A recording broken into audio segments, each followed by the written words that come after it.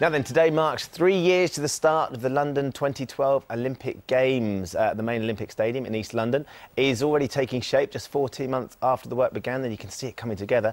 The building, would you believe it, is ahead of schedule. Looks pretty impressive from that bird's eye view that we have of it, and of course it's where some of the major events, including the opening ceremony, are going to be staged in 1,096 days. Not that long away, I suppose, especially when you're right at the heart of it. One young man who's eyeing it all up and hoping to make a major impact at the 2012 Games is our 15-year-old world champion diver Tom Daley, who's with us now. First of all, congratulations. Thank you. It is. We spoke just when you won the medal, which was just really, really exciting. Is it sinking in yet? It's just been a crazy week and nothing's been able to sink in yet because I've just been all go, training, back to training for the synchronised competition, doing media stuff non-stop, but it's been good.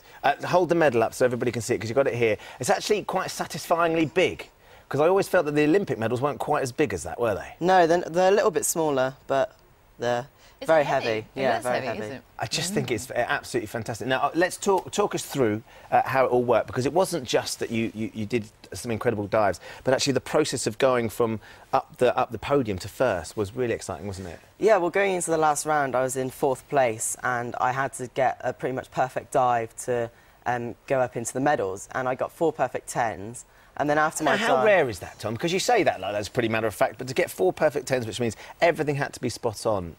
Yeah, it doesn't happen very often, but then it's what every diver strives for, and if you're on peak performance, that's what you hope to do. So you must have been waiting for the scores to come up. Did you watch the dive and think, that wasn't that great, this could be it? Yeah, it was crazy, and each dive I just was thinking, oh no, this isn't happening. And last year's our British performance director from last year, Steve Foley, he called it the domino effect, as in because I did a dive and then... They must have watched you and thought, oh my word, yeah. it's tough to beat you. But that's what we're talking about, pressure as well, and Emma was saying sort of dealing with pressure for 2012 coming up and that you're only 15. But on the day, the pressure has a huge knock-on effect because they saw you do an incredible dive, so then they know they need to pull it out of the bag. Yeah, definitely. It makes it a lot easier to go first and then them have to beat you. But then I like having someone to do a really good dive in front of you so that you've got a bit of pressure and adrenaline to make yourself want to do something better, so you've got something to aim for. And standing on top of the podium, what was that like?